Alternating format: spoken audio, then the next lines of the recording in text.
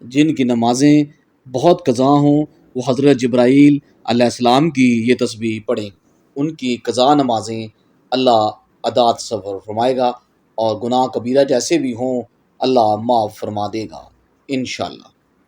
محترم ناظرین، جن کی نمازیں بہت زیادہ قضا ہوں وہ لوگ یہ فرمان سن لیں، حضرت جبرائیل علیہ السلام کی یہ تسبیح پڑھیں، ان کی قضا نمازیں اللہ ادا تصور فرمائے گا، اور گناہ کبیرہ جیسے بھی ہوں اللہ معاف فرمائے گا انشاءاللہ تعالی۔ ناظرین، اگر آپ کی زندگی میں کبھی ایسا وقت آیا کہ نمازیں قضا ہو گئی ہوں، نمازوں میں سستی ہو گئی ہو، یا دنیا کی مصروفیت میں اللہ کا حکم پس ڈال دیا ہو، تو آج کی جو ویڈیو آپ کے لیے ایک زندگی بدل دینے والا پیغام ہے۔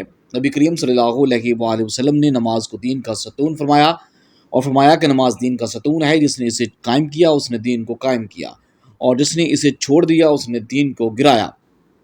لیکن ہم میں سے کتنے ایسے ہیں جن کی درجنوں، سینکڑوں یا بعض اوقات سالوں کی نمازیں قضا ہو چکی ہیں؟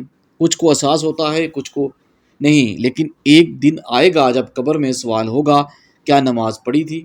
آخر جواب نہ ہوا تو فرشتہ وہ بات چہرے پر لکھ دیں گے، جسے دیکھ کر قبر تنگ ہو جائے گی۔ تو نماز وہ پہلا سوال ہے جو قیامت کے دن کیا جائے گا، اور اگر نماز درست ہوئی تو باقی اعمال بھی آسان ہو جائیں گے۔ لیکن اب سوال یہ پیدا ہوتا ہے کہ جن کی نمازیں بہت زیادہ قضا ہو چکی ہیں اور وقت بھی کم ہو، یا جسمانی طاقت نہ ہو، یا حالات اجازت نہ دیں کہ ساری نمازیں قضا کی جا سکیں، تو کیا وہ بندہ معافی کا مستحق ہے؟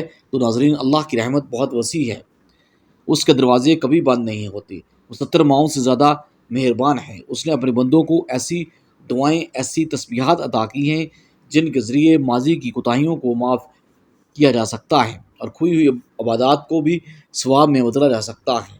حضرت جبرائیل علیہ السلام ایک دن حضور کریم صلی اللہ علیہ وآلہ وسلم کے پاس تشریف لائے اور عرض کیا، یا رسول اللہ صلی اللہ علیہ وآلہ وسلم، ایک تسبیح ایسی ہے کہ اگر بندہ اخلاص سے پڑھ لے تو اللہ تعالیٰ اس کی تمام قضا نمازوں کو ادا شدہ میں بدل دیتا ہے، اور اس کی گناہ چاہے وہ کبیرہ ہوں یا صغیرہ سب معاف کر دیتا ہے۔ نبی کریم صلی اللہ علیہ وآلہ وسلم نے فرمایا کہ جبرائیل، وہ تسبیح میری امت کو ضرور بتانا تاکہ وہ نجات پا سکیں۔ تو ناظرین، آج بھی وقت ہے، سانسیں باقی ہیں، توبہ کا دروازہ کھلا ہے، جو نمازیں قضا ہو چکی ہیں ان کا بوجھ سر پر ہے، مگر اللہ کے کرم سے اس تسبیح کے ذریعے بندہ اس بوجھ سے ہلکا ہو سکتا ہے۔ نبی کریم صلی اللہ علیہ وآلہ وسلم کا ایک اور فرمان ہے کہ جس بندے نے سستی، کاہلی یا دنیا کے کسی کام کی وجہ سے نماز قضا کر دی، پھر سچا توبہ کر کے اس کے لیے وقت نکالا، اللہ سے معافی مانگی،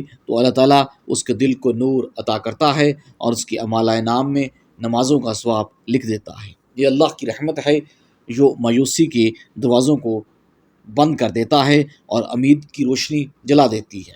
اب آئیں اس مقدس تسبیح کی طرف جو حضرت جبرائیل علیہ السلام نے سکھائی، اور جو قضا نمازوں کو ادا شدہ بنا دیتی ہے،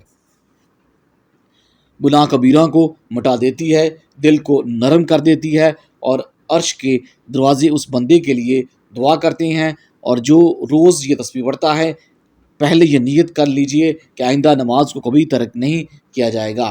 روز کی 5 نمازوں کو اپنی زندگی کا لازمی حصہ بنایا جائے، اور جو قضا نمازیں ہو چکی ہیں ان کے لیے اللہ سے توبہ، سچی توبہ کی جائے۔ ایک دن حضور اکرم صلی اللہ علیہ وآلہ وسلم اپنے چچا زاد بھائی اور داماد حضرت علی کرم اللہ وجہہ کریم اور اپنی بیٹی حضرت فاطمہ الزہرا رضی اللہ تعالی عنہا کے گھر تشریف لائے۔ رات کا وقت تھا، دونوں میاں بیوی آرام کر رہے تھے۔ حضور کریم صلی اللہ علیہ وسلم دروازے پر کھڑے ہو کر آواز دی، اے علی، اے فاطمہ، کیا تم دونوں نماز نہیں پڑھو گے؟ حضرت علی مرتضیٰ کرم اللہ وجہہ کریم نے عرض کیا، یا رسول اللہ، میری جان اللہ کے ہاتھ میں ہے، اور اللہ جب چاہے گا ہمیں جگا دے گا۔ حضور صلی اللہ علیہ وسلم خاموش ہو گئے اور وہاں سے لوٹ گئے، لیکن دل میں محبت کے ساتھ نصیحت چھوڑ گئے۔ حضور اکرم صلی اللہ علیہ وسلم نے اپنا پاؤں زمین پر مارا اور فرمایا کہ انسان سب سے زیادہ جھگڑالو ہے۔ صحابہ نے بیان کیا کہ رسول کریم صلی اللہ علیہ وسلم کا انداز ایسا تھا کہ غصے میں بھی شفقت اور نرمی جھلکتی تھی۔ ان کی زبان پر کوئی سخت بات نہیں آئی تھی، بلکہ اندازہ ہی نصیحت کا ہوتا تھا۔ حضرت علی مرتضیٰ اور فاطمہ رضی اللہ عنہا کو یہ الفاظ ایسی محبت کے ساتھ پہنچے کہ وہ زندگی بھر کے لیے سبق بن گئے۔ اگلی صبح جب حضرت علی مرتضیٰ کرم اللہ وجہ الکریم اٹھے تو ان کے دل میں حضور صلی اللہ علیہ وسلم کے الفاظ کی گونج باقی تھی، اور وہ بار بار کہتے رہے، واقع انسان جھگڑالو ہے، لیکن میرے محبوب صلی اللہ علیہ وسلم کا انداز کیسا پیارا ہے۔ حضرت علی المرتضیٰ کرم اللہ وجہ الکریم نے اس کے بعد کبھی فجر کی نماز میں سستی نہیں کی۔ یہ واقعہ میں بتاتا ہے کہ فجر کی نماز کے لیے بیداری کتنی اہم ہے۔ حضور کریم صلی اللہ علیہ وسلم کتنی نرمی اور محبت سے اپنے اہل بیت کو بھی نصیحت فرمایا کرتے تھے۔ ایک مرتبہ نبی کریم صلی اللہ علیہ وسلم نے فجر کی نماز کے بعد صحابہ اکرام سے فرمایا کہ آج رات ایک عجیب بات ہوئی، کیا تم میں سے کسی نے خواب دیکھا؟ صحابہ نے عرض کیا، نہیں حضور کریم صلی اللہ علیہ وسلم۔ تو آپ صلی اللہ علیہ وسلم نے فرمایا کہ میں نے خواب میں دیکھا کہ دو فرشتوں کو میں نے آپس میں دیکھا جو میرے پاس آئے، اور انہوں نے کہا ہم تمہیں ایک منظر دکھاتے ہیں۔ پھر وہ مجھے لے کر چلے اور میں نے ایسے مناظر دیکھے جو دل کو ہلا دینے والے تھے، لیکن ان سب کے درمیان ایک منظر ایسا تھا جو میرے دل میں اتر گیا۔ آپ صلی اللہ علیہ وسلم نے فرمایا کہ میں نے ایک شخص کو دیکھا جو اپنے سر پر پتھر مار رہا تھا، جب وہ پتھر لگتا تو اس کا سر پھٹ جاتا اور پھر دوبارہ جڑ جاتا، اور پھر وہ شخص دوبارہ اسی پتھر مارتا۔ اس اذیت ناک منظر کو دیکھ کر میں نے پوچھا یہ کون ہے اور یہ عذاب کیوں دیا جا رہا ہے؟ تو فرشتوں نے جواب دیا کہ وہ شخص ہے جو قرآن پڑھا کرتا تھا لیکن اس پر عمل نہیں کرتا تھا اور نماز فجر کو چھوڑ دیا کرتا تھا، اور یہ وہ شخص ہے جو فجر کے وقت اٹھتا نہیں تھا اور سوتا رہتا تھا، اسے رب کی پکار سنائی نہیں دیتی تھی۔ یہ وہ بدنصیب ہے جو دنیا کی نیند کو آخرت کی نجات پر ترجیح دیتا تھا۔ اور ایک موقع پر حضور کریم صلی اللہ علیہ وسلم نے فرمایا کہ جو شخص فجر اور عشاء کی نماز باجماعت پڑھتا ہے اور گویا ساری رات اللہ کی بات میں مشغول رہا، فرض سے اللہ کا قرب حاصل ہوتا ہے اور نوافل سے اللہ کی محبت حاصل ہوتی ہے۔ عبادات جن میں پیغمبر صلی اللہ علیہ وسلم کی رفاقت کا ذریعہ ہے۔ حضرت ربیہ بن کہب رضی اللہ تعالیٰ عنہ کہتے ہیں کہ میں رسول کریم صلی اللہ علیہ وسلم کی خدمت کے لیے رات بھر مستعد رہتا، اور میں آپ صلی اللہ علیہ وسلم کے پاس آپ کے وضو کا پانی اور دوسری ضرورت کی اشیاء مسواک وغیرہ لاتا۔ آپ صلی اللہ علیہ وسلم نے مجھ سے فرمایا سوال کرو۔ میں نے عرض کیا کہ میں آپ صلی اللہ علیہ وسلم سے جنت میں آپ کی رفاقت کا سوال کرتا ہوں۔